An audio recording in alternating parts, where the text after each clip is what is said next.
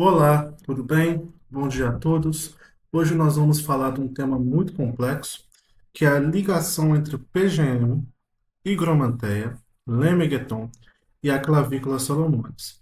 Muito mais do que isso, a gente vai entender a complexidade do que é PGM, que é a dúvida de muitos, e o que realmente tem a ver, até quanto tem a ver e onde interfere no sistema de Goethe. Então vamos lá? A linha curta entre os rituais dos papiros mágicos gregos e o higromanteia. Os papiros mágicos gregos são um conjunto de textos mágicos do período helênico mais complexos de se obter suma compreensão, e que, por mais que haja um acúmulo mediterrâneo de crenças e uma mistura grega, egípcia, judaica e babilônica, é dentro desse papiro que as entidades quitônicas começam a tomar uma importância ritualística para alcançar os objetivos humanos da Terra. Então, vamos entender o que é PGM antes de falar qualquer coisa. Bom, imagina lá que Alexandre o Grande invade o Egito e funda uma cidade chamada Alexandria. Vai chegar um momento que Alexandre o Grande perde o trono para Roma, para o período otaviano de Augustus, Imperador Augustus, e começa um período egípcio-greco-romano. E é exatamente nesse período que a gente começa a falar de papiros mágicos gregos. Esses papiros mágicos gregos são chamados e nomeados de papiros mágicos gregos pela incidência do grego ser muito maior do que as outras linguagens contidas nesses papiros. Porém, tem tanto informações egípcias, quanto informações mesopotâmicas, babilônicas, judaicas, gregas com profundidade. Então a gente vai ter em ritualística uma predominância egípcia e em grego uma predominância linguística. Então ele vai ser chamado de papiro greco-egípcio pela linguagem e pela prática. A prática vai ser indiscutivelmente muito mais egípcia do que grega e a linguagem vai ser indiscutivelmente muito mais grega do que egípcia. Variava entre hierático e demótico. Para quem não sabe, demótico era o egípcio, o hierático cursivo. Só que era um novo método de linguagem que eles criaram para poder fazer, por exemplo, a incidência é, de uma leitura mais fluida, para escrever em lugares mais formais. Aí cria-se o demótico. O demótico ele tem a proximidade com a lei da leitura do hebraico. Ele é de trás para frente, de baixo para cima. Então ele também é muito complexo.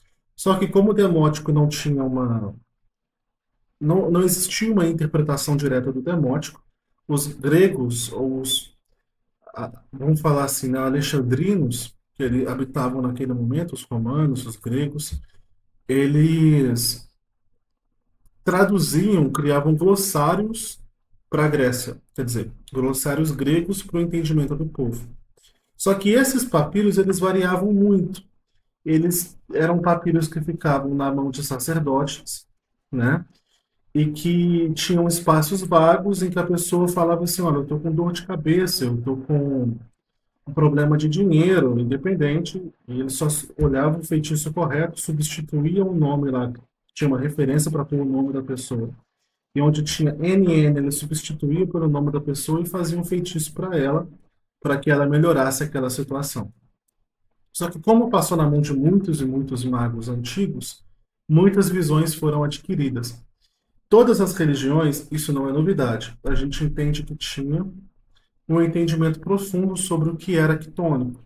Já existia, por exemplo, na Grécia, a ideia de tabuetas de maldições, né? Porque já tinha passado o período homérico, já tinha tido a influência mesopotâmica, já havia egípcios helenizados na Grécia. A gente já tinha ali também o Góis, né? Então, a gente já tinha incidência de citações necromânticas, de ritos quitônicos. A gente tinha na Mesopotâmia os seus demônios, os seus deuses, nos egípcios também, nos persas, zoroastros, né? Só que é somente nos PGM que esses seres quitônicos ganham um protagonismo maior. É aqui no papiro mágico grego, greco-egípcio, que a gente vai começar a falar de magia quitoniana de uma forma muito mais prática. E isso acontece por uma referência que eu trouxe aqui para explicar para vocês, do Hans Dieter, que é um acadêmico da área e que trouxe para a gente a tradução em inglês de muitos dos papiros mágicos que nós temos hoje. Vamos lá. Existem textos que refletem talvez um tipo diferente de mago, um tipo que conhecemos do meio religioso grego. Esse tipo de artesão itinerante parece ansioso por adotar e adaptar toda a tradição religiosa que lhe parecesse útil, enquanto o conhecimento e a compreensão do que adotava eram caracterizados por uma certa superficialidade.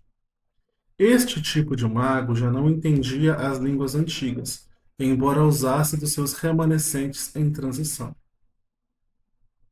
Recitava e usava o que deve ser dito, num dado momento, e nos compostos metricamente. Mas não reconhecia o metro e enganava-o ao inserir o seu próprio material, estragava-o. Nas mãos de magos desse tipo, os deuses dos vários cultos gradualmente se fundiram. E à medida que as suas naturezas se tornaram indistintas, frequentemente transformaram-se em divindades completamente diferentes. Para estes magos já não havia qualquer diferença cultural entre deuses egípcios e gregos, ou entre eles os deuses judaicos e os anjos judaicos. E até mesmo Jesus foi ocasionalmente assimilado nesse sincretismo religioso, verdadeiramente ecumênico, da cultura mundial helenística.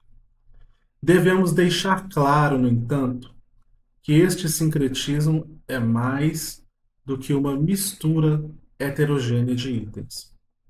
É, na verdade, uma nova religião, exibindo atitudes e crenças religiosas unificadas. Como exemplo, pode-se mencionar o papel enormemente importante dos deuses e deusas do submundo. O papel dessas divindades do submundo não era novo para as religiões egípcias ou, em certa medida, para o grego antigo, mas é característico do sincretismo helenístico dos papiros mágicos gregos que o mundo inferior e as suas divindades se tornaram uma das suas preocupações mais importantes. A deusa Hecate, idêntica a Perséfone, Selene, Artemis e a antiga deusa babilônica Ereshkigal, é uma das divindades mais frequentemente invocadas num desses papiros. Através da influência egipcianizante de Osíris, Ísis e sua companhia, outros deuses como Hermes, Afrodite e até mesmo os deuses judaicos e Aú tornaram-se em muitos aspectos divindades do submundo. Então, olha que interessante aqui. Os magos itinerantes, que não sabiam a linguagem demótica, hierática ou sequer a tradução de nomes bárbaros, eles pegavam e mudavam, repostulavam aquilo para adaptar na cultura local, na cultura que eles acreditavam. E isso fez com que divindades que antes não eram quitônicas, como divindades limiares, igual Hermes, divindades igual Osíris, que vence no submundo, e outras divindades que não têm nada a ver com o tema, como Afrodite, começam a se tornar deuses do submundo, né? Então a gente vai ter nesses papiros uma incidência muito forte de trabalhar a magia quitoniana. Vamos continuar. Na verdade, a vida humana parece consistir em nada além de negociações na anticâmara da morte e do mundo dos mortos. As divindades do submundo, os demônios e os espíritos dos mortos são constante e inescrupulosamente invocados e explorados como o meio mais importante para alcançar os objetivos da vida humana na Terra: a aquisição de amor, riqueza, saúde, fama, conhecimento do futuro, controle sobre outras pessoas controle e assim por diante. Então aqui começa essa ótica de negociação, né, com os mortos de forma constante para a gente alcançar uma certa objetivo humana que a gente tem, um certo objetivo humano, como amor, dinheiro, o que a gente tem hoje por Goethe, né? Então essa ideia de negociação com o submundo para artefatos ou virtudes, gratificações que nós desejamos na vida humana, começa aqui nos papiros mágicos gregos. Claro que eles não são os protagonistas disso, mas são os que mais falam disso de forma prática. É o maior papiro que nós temos em grego relacionado à magia. Tá? E a gente vai ter aqui essa tratativa de negociação com seres do submundo para poder conseguir coisas humanamente desejáveis e deleitáveis.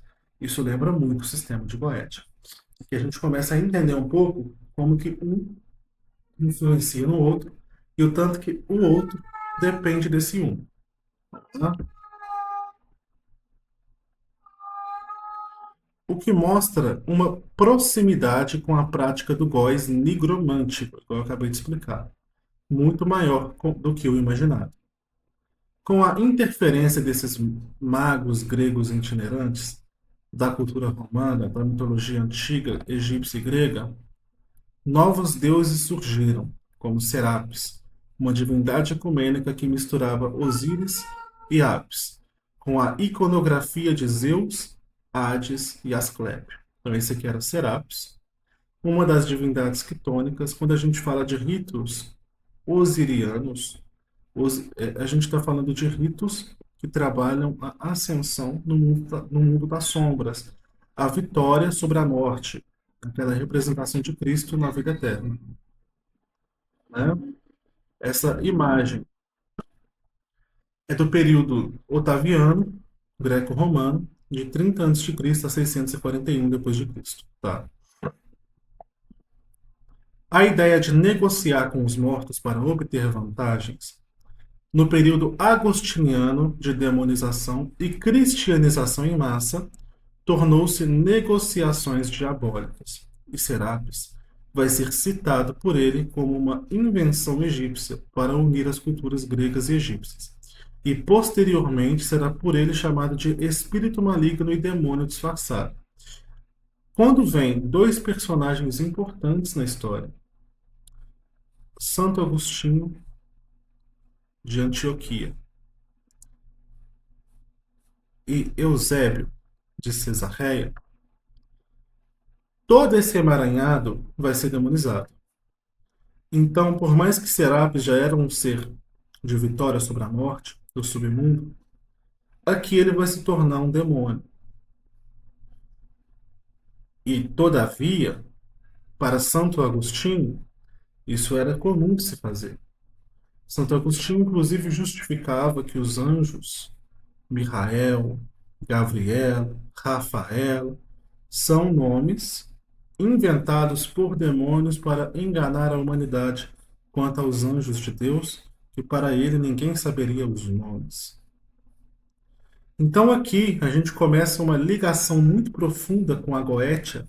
Todo mundo está acostumado com a palavra demonização de sistemas para a formação da Goétia. Aqui a gente começa a se familiarizar com isso quando Serapis vai ser demonizado. E ao passo que ele vai ser tratado como um demônio disfarçado, já que para Santo Agostinho todos os nomes de deuses eram demônios disfarçados, a não ser que fosse o Jesus Cristo, né? Ele vai ser tratado como se ele fosse da orbe de Beelzebub, daquele evangelho dos jubileus, daquele evangelho de Enoque, como se ele estivesse dentro daqueles anjos caídos. E começa aqui uma categorização prática, tipográfica de demônios. Só que também entra uma problemática muito importante. Não são todos os demonizados da Goétia que eram realmente deuses, ou que eram realmente entidades consideradas astralmente elevadas, tá? Por mais que haja a demonização, algumas vezes essa demonização vai entrar de acordo com a própria egrégora da época. Por exemplo, o próprio Asmodeus, quando ele era a esma da Eva, ele era mensageiro de Angra Mainyu, que era irmão de Spenta Mainyu e que era um demônio. Quando vem a demonização em massa, por mais que Asmodeus passa a ser demonizado e o nome dele vai ser conectado a uma narrativa da Taná, ele, mesmo sendo demonizado, já era um demônio. Então é muito importante a gente entender isso. Aqui a gente vê tanto como a Goetia começa a ser formada por uma complexidade de demonizações, de uma categorização de espíritos de várias castas diferentes, elementares, divindades, é, limiares, cristalizadores, etc. Como também a gente vê que alguns dos demonizados já eram demônios em suas culturas originais. Aqui eu coloquei uma breve citação de Santo Agostinho, em que ele diz: adoraram Serapis, que foi introduzido em Alexandria, não por uma antiga tradição, mas por ordem dos reis, para que gregos e egípcios tivessem um Deus em comum. Então, ele deixa isso muito claro nessa passagem. Tá? Para ele era uma invenção humana. Vamos lá. Quando essa onda de dominância cristã, de rebaixar as práticas pagãs em diabólicas começa, é que começa também as diabolizações das práticas divinatórias gregas, transformando, por exemplo, a higromanteia, formas de evidência através da água, em um nome sistemático de categorização demonológica tipográfica. Então a gente vai ter essa demonização em massa que também não vai só demonizar as entidades e divindades, olha como que isso é complexo, como também vai demonizar as práticas de culto e rituais de outras culturas. Hans-Dieter Betz faz um comentário importantíssimo. Na antiguidade, não existia distinção entre religião e magia. Não existia, por exemplo, um grupo da religião egípcia, um sacerdote egípcio da Casa da Vida, que falava assim: os gregos fazem magia, nós somos religiosos. Não. Os rituais religiosos eram categoricamente os rituais mágicos. Mas com a chegada do cristianismo, os seus rituais mágicos cristãos não vão ser considerados mágicos, mesmo o sendo em conceito e em tipologia, e vão categorizar de forma pejorativa outras religiões como forma de magia. Por isso que a gente tem a magia como prática não cristã e por isso que os cristãos, perdão, interpretam magia como oposta ao cristianismo. Mas vamos lá. Existia uma prática de hidromancia na Grécia, na qual se via demônios através da água. Só que retiro minha palavra demônio, se via deuses através da água, se viam espíritos através da água. Porém, com a demonização chegando ao mercado, ainda mais que o Hidromanteia vai ser descoberto em 1440 e é mantido até hoje na Biblioteca Britânica como o manuscrito Harley 5596, é escrito, quer dizer, ele é traduzido por Stephen Skinner em uma versão inglesa para a gente poder ler e ter contato com esse manuscrito. Ele nasce ali naquela ótica da máxima da perseguição religiosa, daquela ideia medieval da perseguição católica e protestante contra os tipos de magia. Quando ele é descoberto também no século XV, já havia acontecido aquela mistureba de magia com crime, heresia, né? Já haviam tido essa mistura tipográfica na época, ou seja, toda magia já era considerada crime.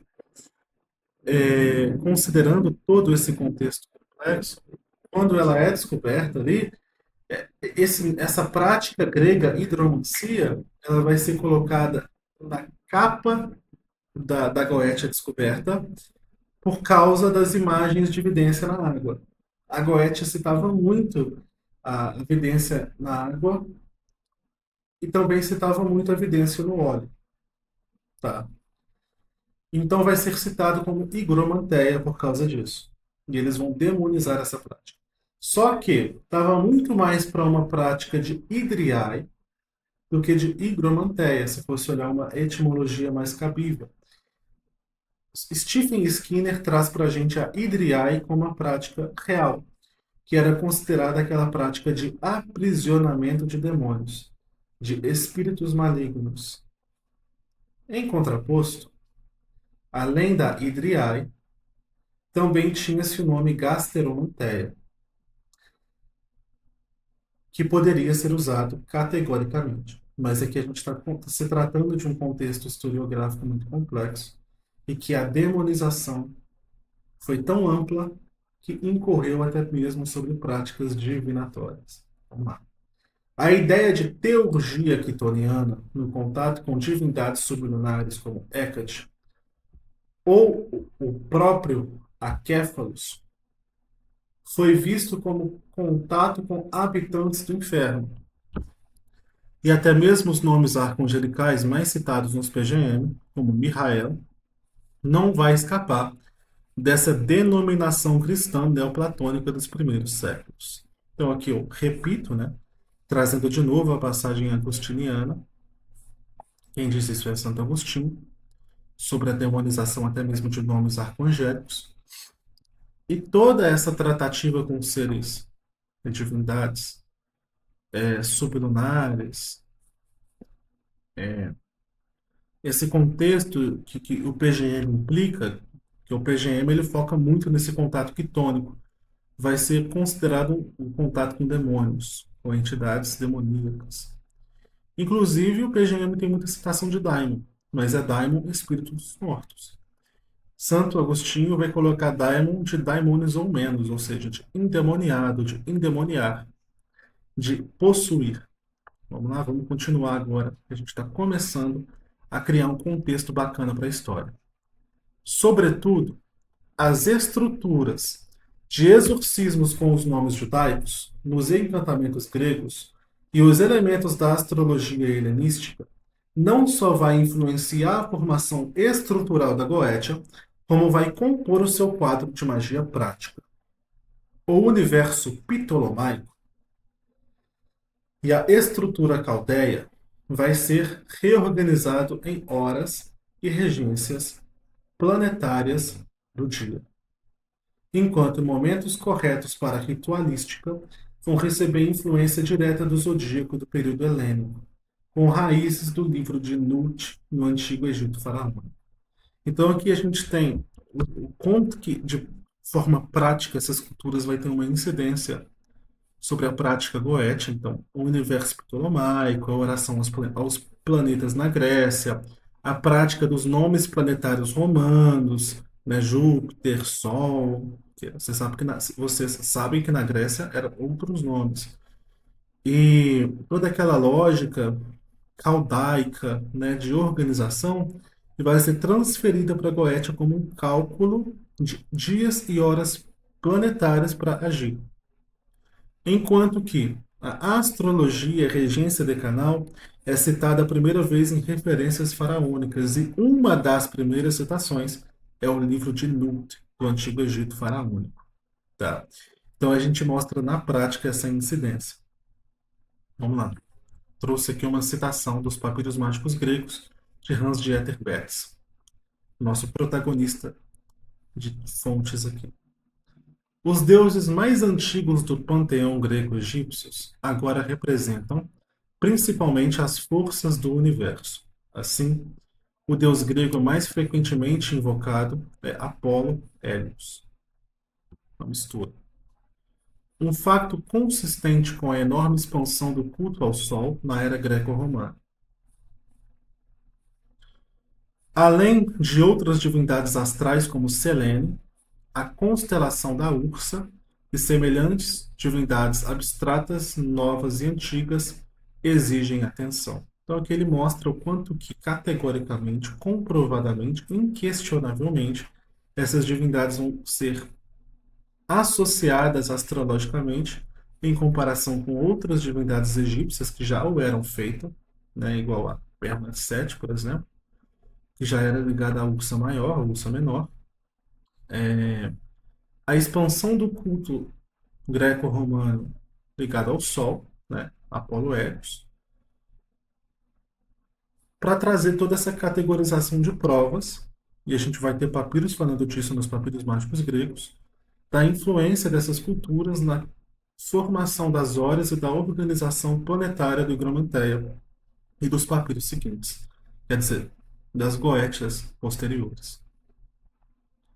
Muitos dos rituais dos papiros mágicos gregos vão influenciar diretamente na goétia bizantina, com o uso de tigelas com água ou óleo para técnicas de scrying, a prática de lecanomancia para a comunicação com os espíritos evocados e o uso de vozes magicae como Iaô, Sabaoth, Adonai, misturado com deuses gregos e egípcios para comandar espíritos menores ou para a prática de exorcismos.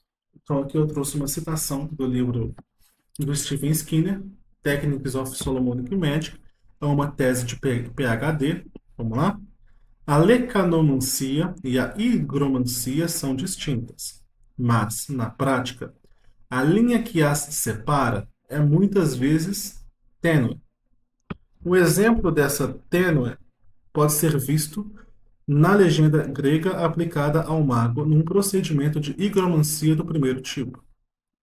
Acima da cabeça do desenho do mago está escrito o lecanomanciador persa chamando Apolônios. Outras figuras bizantinas foram associadas à lecanomancia, como o patriarca João VII, o gramático, que foi acusado de lecanomancia por Jorge, o monge, escrevendo logo após 843 d.C. Ele continuou a descrevê-lo como um novo Apolônio Balaão, estabelecendo ainda mais a conexão entre lecanomancia e Apolônio de Triana. Tanto a lecanomancia quanto a higromancia são formas de evocação por meio da vidência. Lecanomancia refere-se ao recipiente, e higromancia refere-se ao líquido dentro do recipiente. Portanto, em teoria, poderiam se aplicar ao mesmo procedimento, embora a lecanomancia apareça no PGM, a higromancia em si não aparece. É o oposto, tá? Acredito que isso aqui foi um erro de digitação lá, mas é completamente o oposto. A gente não vê lecanomancia prática na Goécia, na Goécia não, perdão, no PGM, não de forma convicta, mas a gente vê práticas de higromancia direto no PGM.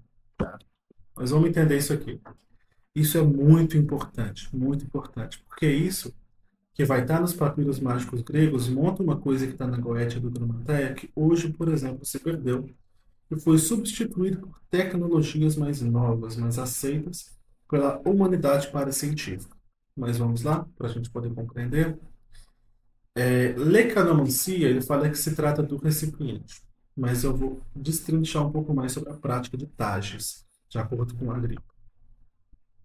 Tinha uma tigela de bronze, uma tigela na qual se colocava água, óbvio, e tinha um material fluido, líquido, que no contato com a água endurece na hora. Endurece instantaneamente, com menos de segundos de precisão. E durante o ritualística, esse material líquido era despejado na bacia com água. Algumas formas, imagens eram formadas por esses materiais. E eles faziam uma divinação com essas imagens. Ou seja, uma prática divinatória. E assim acontecia a comunicação com os demônios, na grande maioria das vezes. Só que como a lecanomancia tem muito a ver com a bacia, ele está propondo que Quando se tinha uma prática de hidromancia, a lecanomancia complementava, tá bom? Mas vamos lá, continuando.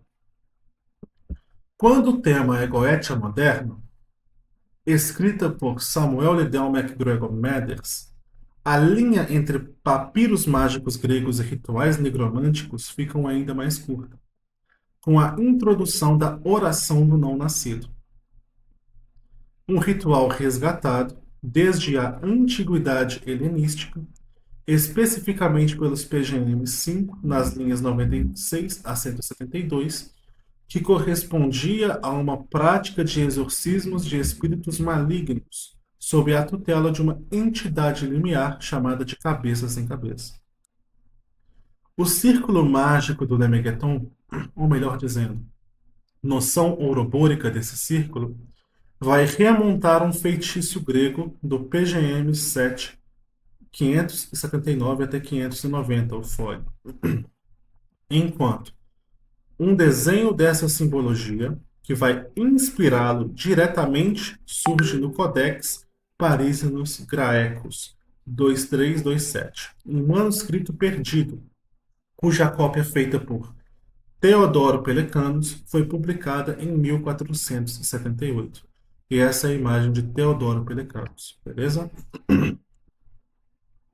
E essa é a imagem do círculo moderno. Comparem.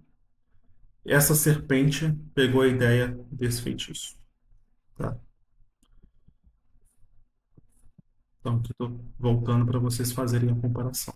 Agora vamos continuar.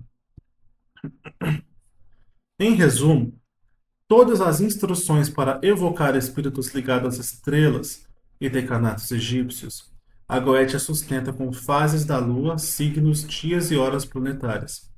As descrições de círculos com nomes divinos para proteção dos PGM se mantiveram no esqueleto da prática, e principalmente a evocação de quitonianos para obtenção de vantagens.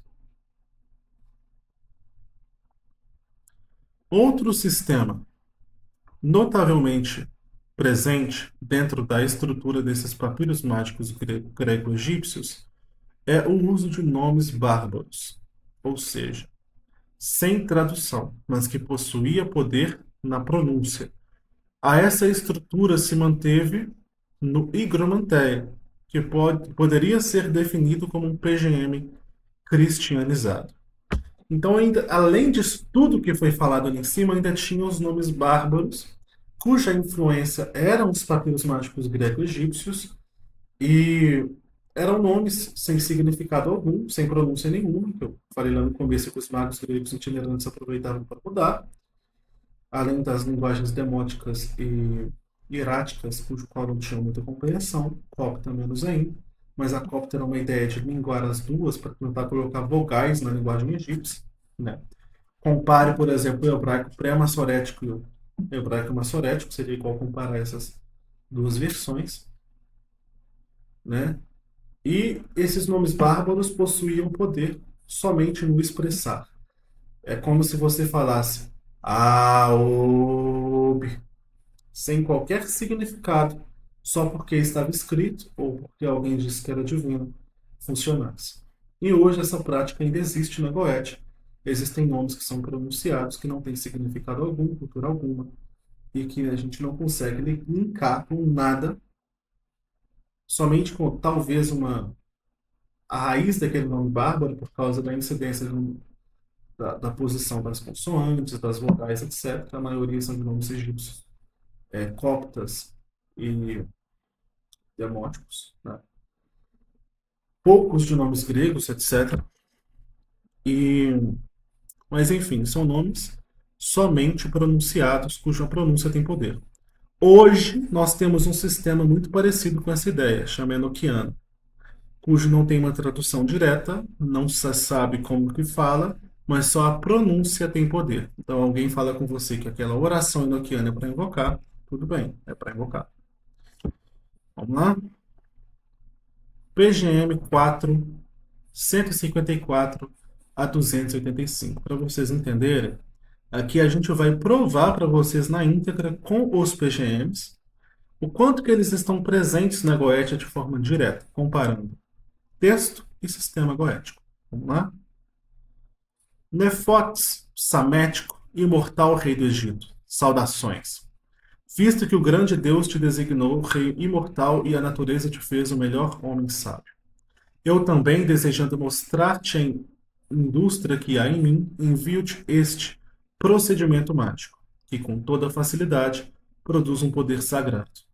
E depois de o teres testado, tu também te maravilharás com a natureza miraculosa desta operação mágica. Observarás através da adivinhação por bacia, no noite ou dia que quiseres, em qualquer lugar que desejares, contemplando o Deus na água e ouvindo do Deus que fala em versos em resposta a tudo que quiseres, alcançará. Então aqui ele cita uma passagem, né, que é um feitiço na íntegra dos PGMs, para quem quiser ler completo, me chama no privado, que o valor desse material vou cobrar bem simbólico, um valor de R$ 20 para acesso, tá?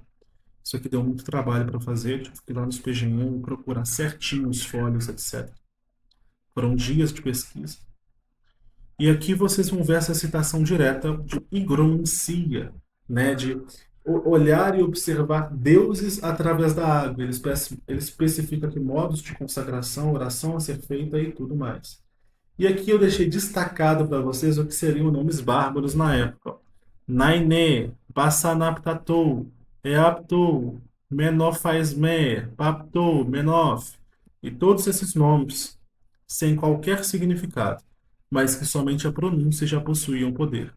Essa é a diferença de nomes bárbaros para vozes Madikaia.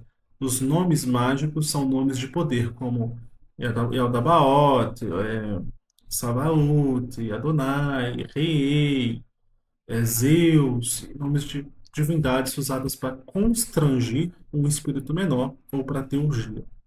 Nomes bárbaros são nomes sem tradução, uma linguagem considerada divina por si só, e que apenas a pronúncia traz poder, semelhante ao enoquiano, que também é uma linguagem divina, não tem uma tradução direta, quer dizer, tem, né? A gente consegue ter uma tradução direta, sim, lá citada lá, mas não tem pronúncia correta e você simplesmente falar é um poder, né?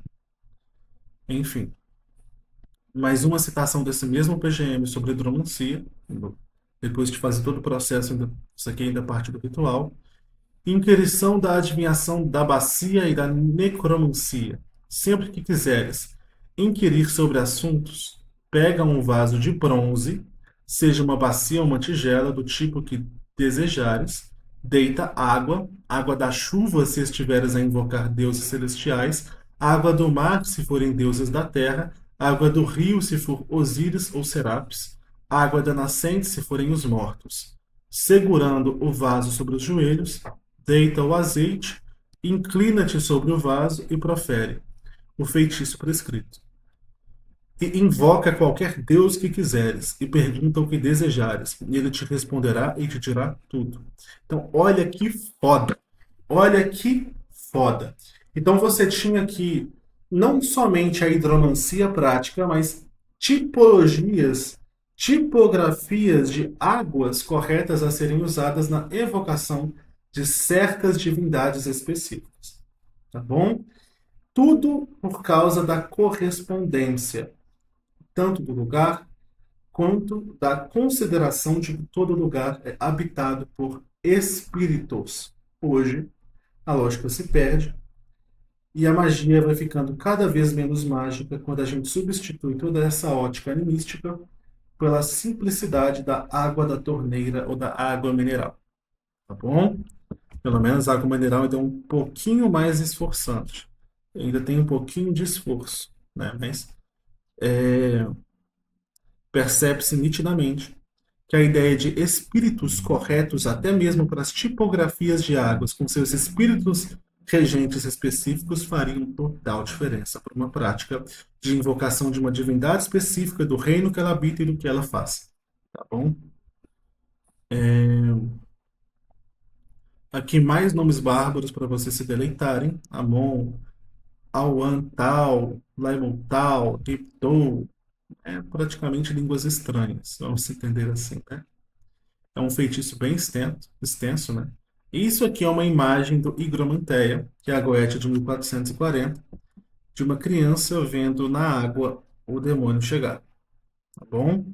Então essa é a prova de que partes do Higromanteia, quer dizer, de que o Higromanteia inteiro é amplamente uma versão de papiro mágico grego cristianizado, mais simplório, tá? Mas aqui é a menção de higromancia numa bacia de bronze, igualzinho fala no texto, com nomes bárbaros de poder, ditos na orelha do menino, que também tem nomes bárbaros aqui em cima, e com orações específicas muito parecidas, tá bom? Aqui eu coloquei a recitação na garrafa, que tinha um sistema parecido desse, tá? Para vocês darem uma olhada. E todos esses nomes aqui que está na Goétia grega, na Goétia do Gramateia, são nomes bárbaros também. É a prova da proximidade da Goétia com PGM. Os nomes bárbaros presentes e o sistema de magia também. PGM 596-172. Ritual do cabeça sem cabeça. Olha, vamos comparar, tá? De acordo com as informações. Vamos recordá-las. Ritual do cabeça sem cabeça, ritual do Arquéfalos, era a invocação de um espírito superior, cuja função era exorcizar espíritos malignos. Quando se torna parte dos rituais modernos com a oração do não-nascido, passa a se tornar não mais uma invocação de um espírito que lhe confere poder, mas de um eu superior, trazendo muito mais um mentalismo do que uma prática de imprecação demoníaca. E a proximidade desse vai ser tanta que a tradução vai ser idêntica.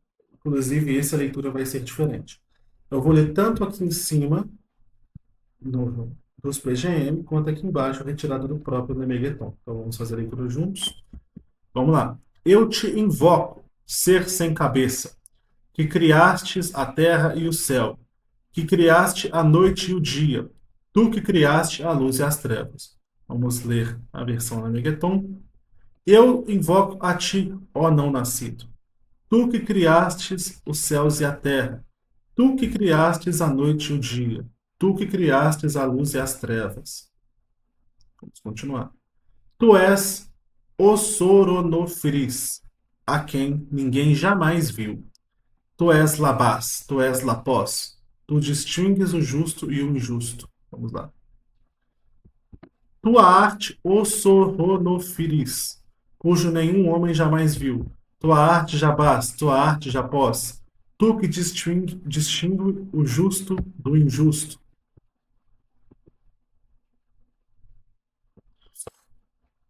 Tu fizeste o feminino e o masculino. Tu revelaste as sementes e os frutos. Tu fizeste os homens amarem-se uns aos outros e odiarem-se uns aos outros. Tu que criastes a diferença entre homem e mulher. Tu que produzistes a semente e o fruto.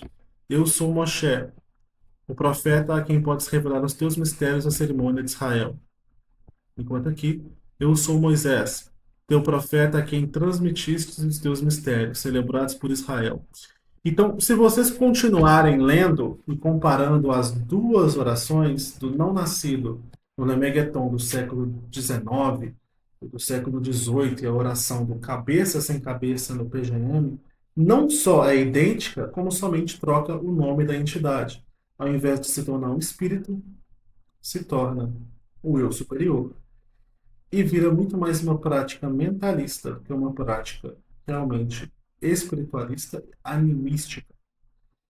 E essa perca faz com que magos modernos não tenham interesse, por exemplo, na leitura da Goétia de Abramelin, cujo qual não tem métodos de consagração, não tem métodos de evocação, não tem formas de praticar. A única maneira é entrando em contato com o SAG, porque futuramente esse Aquéfalos vai ser chamado de Sagrado Anjo Guardião. E é somente no contato com o SAG com que Abramelin cita que vocês aprenderão a executar aquela goétia. Como a prática do espírito sumiu da equação, o interesse por essa goétia acabou sumindo juntamente. Tá?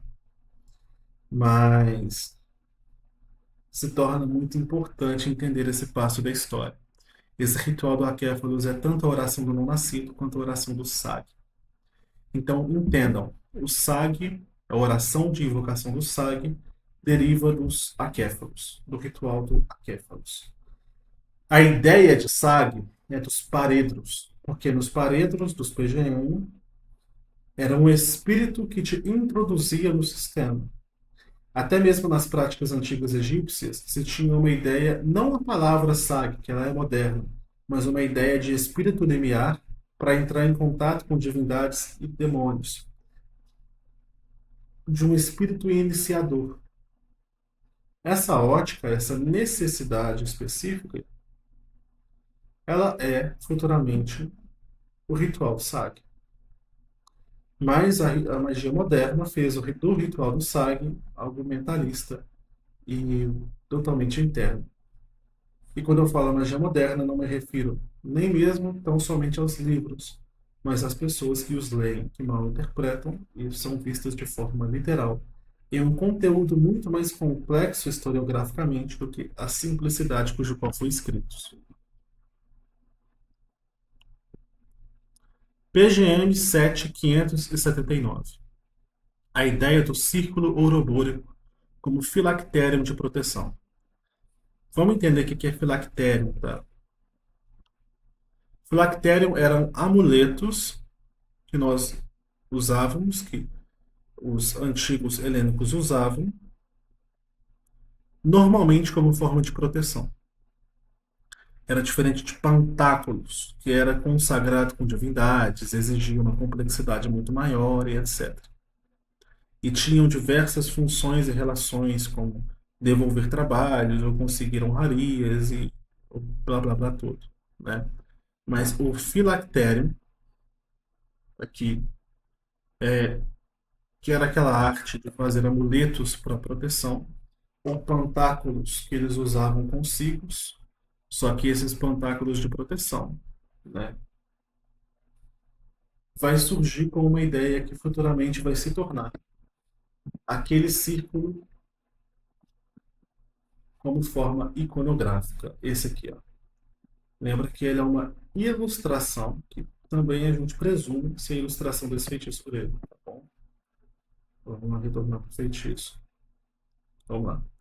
Um filactério, um guarda-costas contra daimones, contra fantasmas, contra toda doença e sofrimento, para ser escritos numa lâmina de ouro, prata, estanho ou papiro hierático, quando usado, funciona poderosamente, pois é o nome de poder do grande Deus, e seu selo é o seguinte. Aí você tinha que escrever isso aqui. Esses são os nomes. A figura é assim: que a serpente morda sua cauda, estando os nomes escritos dentro do círculo feito pela serpente, e os caracteres assim como se segue. A figura completa é desenhada assim como apresentada abaixo com o feitiço.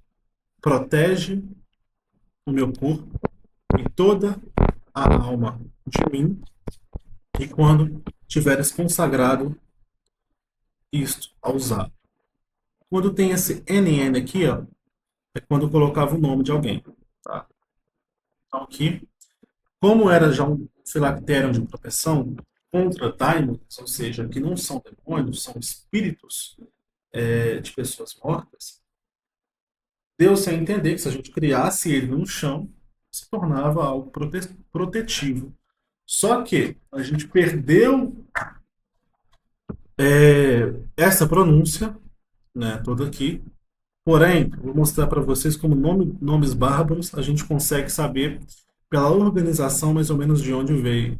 Vocês percebem que tem esse aqui, Memphis aqui, provavelmente é uma menção a Memphis. Esse parece mais uma menção a Cristo, aqui Yahu, outras menções de Yahu e etc. Mas são nomes bárbaros sem traduções e sem significado. Ou seja, a gente já entende mais ou menos quais culturas incidiram aqui. Mas o círculo mágico hoje serpentino, por mais que tenha essa ideia ourobórica, o círculo tem essa ideia ourobórica, né? É importante entender que o círculo serpentiano surge aí, mas não todas as ideias de círculo, que inclusive tem menções até 1350 a.C. no papiro de Ani, quando se tem um ritual osiriano que traçava um círculo, os sacerdotes traçam um círculo com um bastão, tá? Mas o círculo de hoje, serpentiano, esse círculo draconino que nós temos hoje, ourobórico, literalmente, representação iconográfica, ele é claramente um espelho desse papiro mágico grego. Tá? Então, aqui, mostrando de novo para vocês de uma forma profunda, com os papiros apresentados aqui, com a tradução dos papiros que eu tive o trabalho de procurar, e de ler, reler, conferir, a proximidade deles com a formação da Goétia, tanto antiga quanto moderna. Vamos continuar. Papiro mágico grego 4, 850 a 929. Encanto de Salomão que produz um transe. Aqui é bem interessante porque todo o sistema de Goétia vai ter uma derivação desse papiro. Tá? Aqui a gente tem uma citação direta ao que a gente chama de Salomonique, a magia salomônica, e aqui a gente tem uma descrição de um feitiço. Vou ler algumas partes para quem quiser entrar em contato e ter acesso a esse manuscrito que eu fiz, traduzindo esses PGM. De novo, tá barato, R$ 20. Só mandar para mim, no privado, que quer, eu mando a chave Pix, vocês fazem e eu envio o material. Mas olha aqui, ó, olha a estrutura. Eu te conjuro pelos deuses santos e pelos deuses celestiais a não compartilhares o procedimento de Salomão com ninguém e certamente não o uses para algo questionável, a menos a questão de necessidade te force para que não aconteça de ir a ser guardada para ti.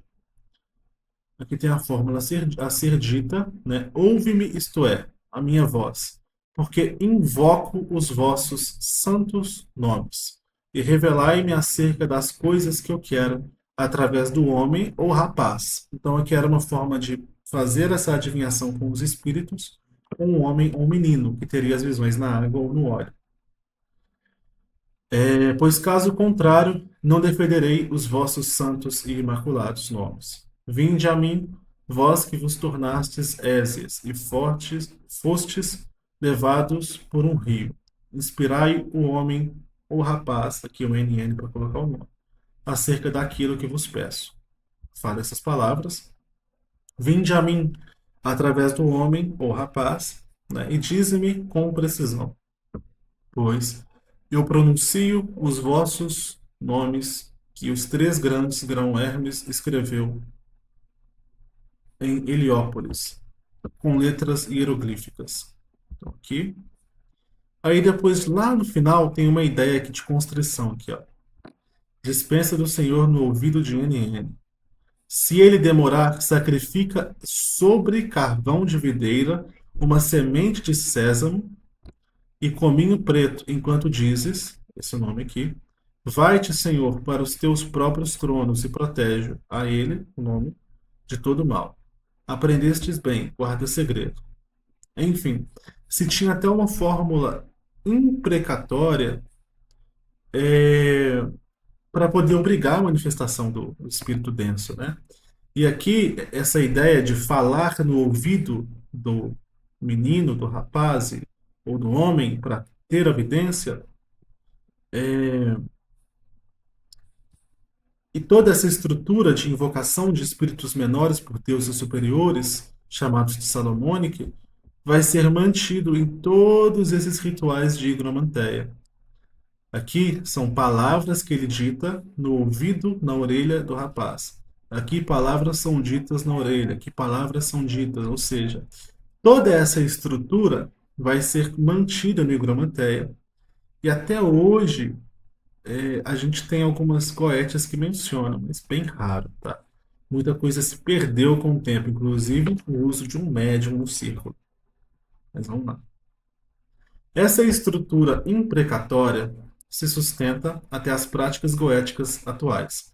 Mas o homem, ou melhor dizendo, o uso de um médium no círculo, se perdeu com o tempo. E a utilização da água, da unha, do fogo, entre outros elementos divinatórios, são substituídos pela bola de cristal. No Higromanteia, como lemos, é adicionado a lecanomancia como prática divinatória de comunicação com os espíritos.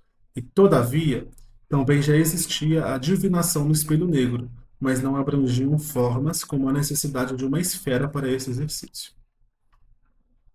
Além do que foi tratado, até mesmo as árvores sagradas das clavículas salomônicas foram influenciadas diretamente por esses papiros ecumênicos. Então, até aquelas árvores que estão lá como sagradas para você fazer a baqueta, para você fazer o aspersório, são árvores dos PGMs. Eu não trouxe todas, porque seria muito PGM, daria um vídeo de pelo menos 3 horas, 4 horas, ninguém assistiria. Eu trouxe alguns exemplos. Então, PGM 7, fólio 795 a 845, tem o Loureiro de Apolo, invocação de Zizálbio para divinação onírica, né? Então, aqui se tinha a utilização de loureiro para que isso acontecia. Aqui, ó. Toma então um ramo de loureiro e inscreve em cada folha um signo do zodíaco com cinábrio, tendo-te coroado com ele. Então, olha que foda, era usado como símbolo de poder, tá? Para que essa divinação acontecesse. Se dizia que o anjo está subordinado ao sol. Incrível, né?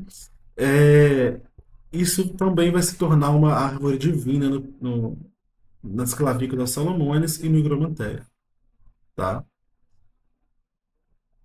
Papiro mágico grego 13, fólio 1 a 343. A oliveira de Osíris, também citando a mirra como incenso sagrado e o cipreste como forma ritual. Então aqui tem essa citação aqui, ó. Tem uma tabuinha na qual escreverás o que ele disser e uma faca de 2 gumes, toda de ferro, para que, limpo de todas as impurezas, possas matar os sacrifícios e uma libação, um jarro de vinho e uma garrafa cheia de mel, para que as pessoas possam derramar, para que possa derramar, no caso, né? Você, não as pessoas. Tem tudo isto pronto perto de ti, e esteja tu vestido com linho limpo, coroado com uma grinalda de oliveira. Olha que foda isso. O linho é citado na clavícula como um tecido sagrado. Olha da onde que isso vem, né? Quer dizer, mais uma vez comprovada a proximidade com os PGMs. Faz dele uma tenda, pescoço, te ajudarás. Quer ver?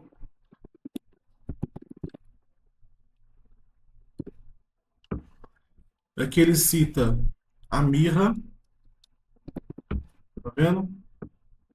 Agora eu vou mostrar para vocês a outra citação. Deixa eu ver se eu embaixo novamente.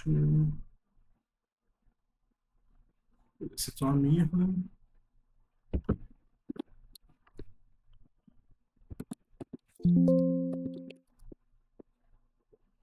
E aqui ele já cita o incenso.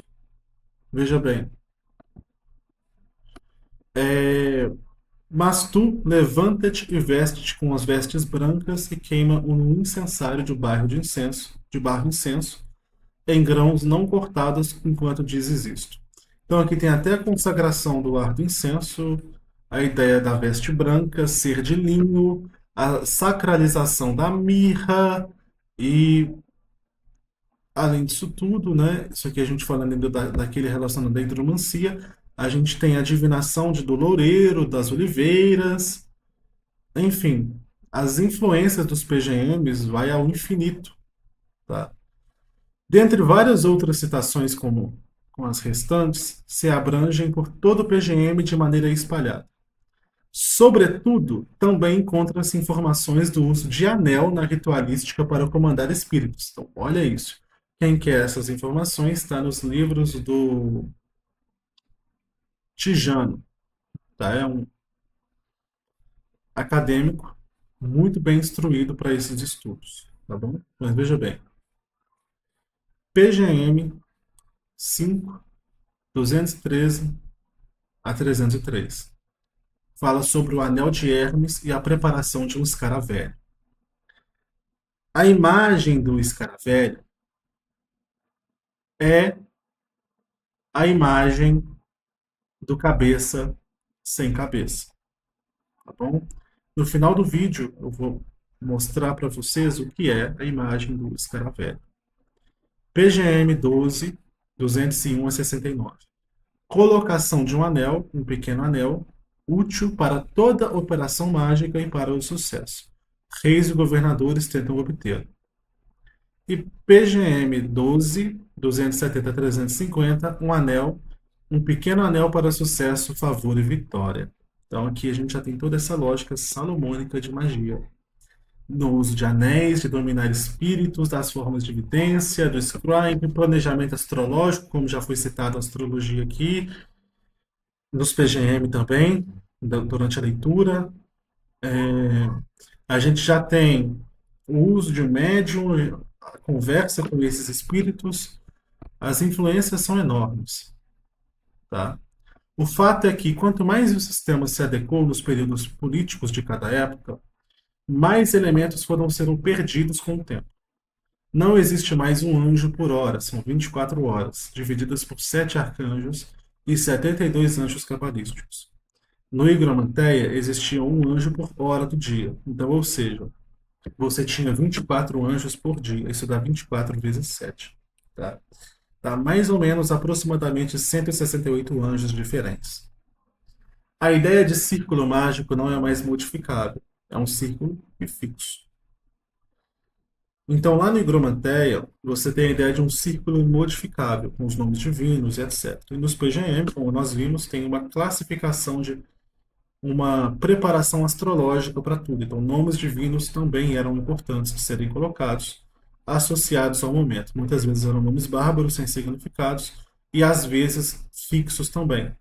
Mas a ideia de um círculo fixo, somente um círculo para todos os tipos de operação, é inadmissível. Você vê no PGM, por exemplo, que você tem mais de, vamos falar, 1000 feitiços.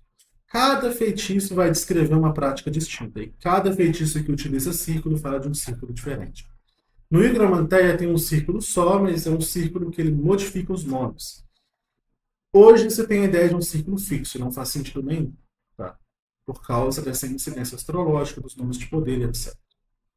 A espada e a baqueta perderam seu sentido estrito e a mente se tornou o protagonista dos rituais.